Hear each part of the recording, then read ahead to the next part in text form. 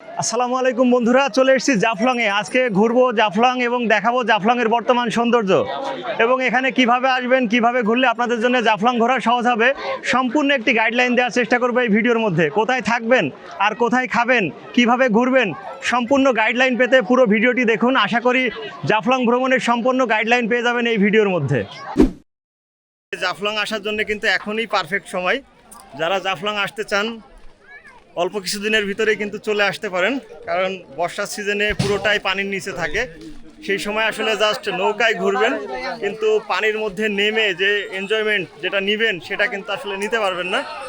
আর এখন রোদ হওয়ার কারণে এখানে কিন্তু তেমন ছায়াযুক্ত কোনো জায়গা নেই। আর চেষ্টা করবেন সাথে ছাতা নিয়ে আসার, তাহলে কিন্তু ভালোভাবে ঘুরতে পারবেন। আর এখান থেকে জাস্ট ভিউটা দেখেন, পুরো জায়গাটা। আর এখানে সুন্দর একটি ভিউ পয়েন্ট আছে, নিচে নামার আগেই পাবেন zero point, Jaflong zero point লেখা যে জায়গাটি, ঠিক নিচে নামার আগে দিয়েই কিন্তু এই জায়গাটি পড়বে। এখানে দাঁড়িয়েও কিন্তু আপনারা কিছু ছবি ক্লিক করে নিতে পারেন। আর এখান থেকে নিচে দেখতে পাচ্ছেন অসংখ্য ভ্রাম্যমান দোকান রয়েছে। খাড়া সিঁড়ি, নামা সহজ কিন্তু ওঠা কঠিন। তো দেখতে পাচ্ছেন কতটা খাড়া এখান থেকে। তো অনেকেই কিন্তু উঠছেন খুব ধীর গতিতে, নামার সময় দ্রুত গতি কিন্তু ওঠার সময় ধীর গতি। তো ওঠার সময় যে কাজটা করতে পারেন, পাশে রেলিংটা ধরে উঠতে পারেন, তাহলে কিছুটা সাপোর্ট পাবেন। তো এখান থেকে দৃশ্যটা ঠিক এরকম। সিঁড়ি দিয়ে নামার পরে নিচেও কিন্তু ঠিক এরকম জমজমাট সব দোকানপাট বসেছে, যেগুলো সবগুলো ভ্রাম্যমান এবং বিভিন্ন আচার, চকলেট, তেল, সাবানের দোকান কিন্তু এগুলো। এই যে এখানে দেখতে পাচ্ছেন বিভিন্ন রকম প্রোডাক্ট পাবেন এখানে। সব কিছুই আসলে ইন্ডিয়ান প্রোডাক্টই বলা যায় বেশিরভাগই, যে বিভিন্ন টাইপের চকলেট, আচার, সাবান, শ্যাম্পু সব পাবেন। আর ঠিক এই সোজা চলে যাবেন, এই দোকানের মাঝখান দিয়ে সোজা গেলে সামনে পেয়ে যাবেন সেই কাঙ্ক্ষিত জাফলং জিরো পয়েন্ট।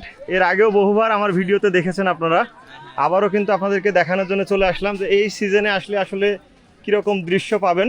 জাফলংয়ে আসলে এই ধরনের ইন্ডিয়ান ড্রিঙ্কসগুলো কিন্তু আপনারা ট্রাই করতে পারবেন। এই যে আমার হাতে একটি প্যাকেট ড্রিঙ্কস, এটার ফ্লেভার হচ্ছে কোকোনাট ওয়াটার ড্রিঙ্ক। এখানে কিন্তু এই যে মিনি ফ্রিজও আছে। এই যে জাফলং এর জিরো পয়েন্টে যাওয়ার আগে যে হোটেলগুলো রয়েছে, ভ্রাম্যমান হোটেল, এই জায়গাগুলো থেকে আপনারা 80 টাকা থেকে শুরু করে 200-250 টাকার মধ্যে কিন্তু বেশ ভালোভাবে খাবার খেতে পারবেন। ছোট মাছ থেকে শুরু করে গরুর মাংস সব কিছুই কিন্তু পাবেন এই হোটেলগুলো থেকে।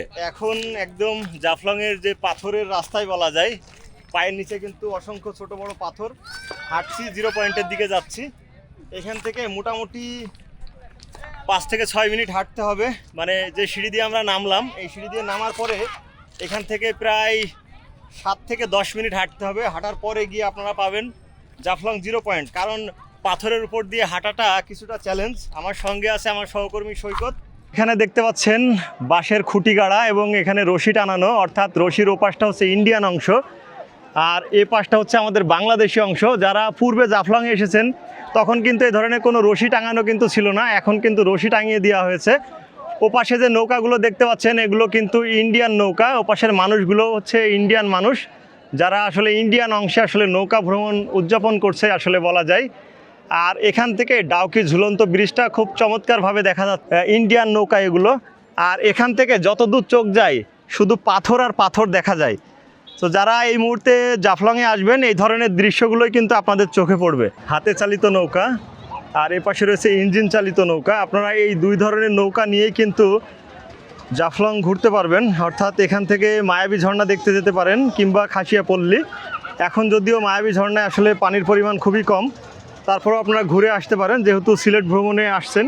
এখানে এই ধরনের লকারগুলো পাবেন আনলিমিটেড সময়ের জন্যে। ও পাশেও লকার দেখতে পাচ্ছি এবং ওই পাশ দিয়ে সব চেঞ্জিং রুমগুলো রয়েছে। আপনারা এখানে পানিতে নেমে গোসল করার পরে চেঞ্জ করার জন্যে ওই চেঞ্জিং রুমগুলো ইউজ করতে পারেন। আর এখানে বসার জন্য কিন্তু এই ধরনের বিচ চেয়ারগুলো, যেগুলো ছাতাযুক্ত বিচ চেয়ার রয়েছে, এগুলো আনলিমিটেড সময়ের জন্য 100 টাকার বিনিময়ে আপনারা নিতে পারেন। পাশাপাশি এখানে ছোটোখাটো অনেক ধরনের আইটেম পাবেন খেতে, জুস, পানি এবং আইসক্রিম সবই পাবেন। এখান থেকে জাস্ট ভিউটা দেখেন, আজকে কি পরিমাণ মানুষ চলে এসছে জাফলংয়ে। আর পানি ঠিক এরকম, কাছের পানিগুলো বলা যায় কিছুটা ঘোলা পানি, আর কিছুটা দূরেই কিন্তু রয়েছে ফ্রেশ পানি। এখান থেকে নৌকা নিয়ে কিন্তু আপনারা চাইলে মায়াবী ঝর্ণা, খাসিয়াপল্লী এবং চা বাগান ঘুরে দেখতে পারেন। যদিও মায়াবী ঝর্ণায় আসলে এখন পানির পরিমাণ কিছুটা কম। আর এখানে এখন বর্তমান সময়ে প্রচুর পাথর দেখতে পাবেন, পাশাপাশি যেহেতু এখানে পানির পরিমাণ কিছুটা কম, আপনারা পানিতে নেমেও কিন্তু গোসল করতে পারেন কিংবা পানিতে বন্ধুবান্ধব মিলে কিছুটা সময় আড্ডা দিতে পারেন। একটু বলে রাখি, কিছুদিন পরে আসলে কিন্তু এই পুরো পর্যটন এলাকাটাই দেখবেন পানির নিচে তলানো, সেই দৃশ্য আমি আপনাদেরকে দেখাবো ইনশাল্লাহ। আর এখান থেকে এখন দুপুরের এই সময়টায় প্রচুর মানুষ আমি দেখতে পাচ্ছি, যদিও জাফলং ঘোরাঘুরির জন্য বেস্ট টাইম হচ্ছে সকালবেলা কিংবা বিকেলবেলা। আর এখানে যখন আসবেন অবশ্যই আপনি ব্যাগে একটা ছাতা কিংবা এক বোতল পানি নিয়ে আসবেন, কারণ এখানে রৌদ্রের তাপমাত্রা অত্যন্ত বেশি। যদিও এখানে বিচ চেয়ার এবং ছাতা ভাড়া পাওয়া যায়, আনলিমিটেড সময়ের জন্য সেগুলো ভাড়া নিয়ে থাকে 100 টাকা করে জনপ্রতি, কিংবা 2-4 জন যদি পরিবার বা গ্রুপ করে আসেন আপনারা কিন্তু থাকতে পারেন। তো এই হচ্ছে জাফলংয়ের বর্তমান দৃশ্য। আর একটু বলে রাখি, অনেকেই আমার ভিডিওতে কমেন্ট করেন, প্রশ্ন করেন যে ভাইয়া সিলেটে গেলে কোথায় থাকবো বা কোথায় ভালো খাবার পাওয়া যায়। তো সিলেট শহরের মধ্যে থাকাটাই হচ্ছে বেস্ট অপশন। এছাড়াও যদি আপনি মনে করেন যে জাফলংয়ের কাছাকাছি কোথাও থাকবেন, সেক্ষেত্রে আপনারা বল্লাঘাট কিংবা মামার দোকান বাজারের এখানে বেশ কিছু হোটেল রয়েছে, সেখানে কিন্তু আপনারা থাকতে পারেন। এবং আপনার বাজেট করতে হবে সেক্ষেত্রে 500 থেকে 5000 টাকা এরকম মূল্যমানের মধ্যেই কিন্তু আপনারা হোটেল পাবেন। এবং সেম প্রাইসের মধ্যেই কিন্তু সিলেটের দরগা গেট এলাকায় আপনি আপনার পছন্দ অনুযায়ী কোয়ালিটিফুল রুম পেয়ে যাবেন। এবার আসি কোথায় খাবেন। সিলেট শহরের মধ্যে যদি আপনারা থাকেন তাহলে পাঁচ ভাই কিংবা পানশি এই দুইটা জায়গাতেই আসলে যারা পর্যটক আসেন সিলেট ঘুরতে তারা কিন্তু খেয়ে থাকেন। সো এই হচ্ছে ব্যাপার খাওয়ার জন্য। এছাড়াও কিন্তু আশেপাশে আরও বেশ কিছু খাবার হোটেল রয়েছে, যেমন উঠান রয়েছে, রসুইবাড়ি রয়েছে, এগুলোতেও আপনারা ট্রাই করতে পারেন। এবার বলে রাখি, যদি আপনারা কেনাকাটা করতে চান জাফলংয়ে আসার পরে, সর্বপ্রথম একটা জিনিস মাথায় রাখবেন, সিলেটে যে ধরনের পণ্যগুলো পান আপনারা, এখানে মূলত ইন্ডিয়ান পণ্য বেশি পাওয়া যায়। তার মধ্যে রয়েছে চকলেট, সাবান, তেল, আচার বা কিছু মশলা জাতীয় পণ্য কিন্তু আপনারা পাবেন। আর ফুড আইটেম কেনার ক্ষেত্রে অবশ্যই যে জিনিসটা মাথায় রাখবেন, পণ্যের ডেট আছে কিনা, অর্থাৎ ডেট এক্সপায়ার পণ্য কিনা। কারণ এখানে যখন আপনি ঘোরাঘুরি শেষ করে বাসায় ফিরবেন সেই মুহূর্তেই কিন্তু আপনারা কেনাকাটাগুলো করে থাকেন এবং তাড়াহুড়োর মধ্যে কিন্তু আপনারা কেনাকাটা করেন।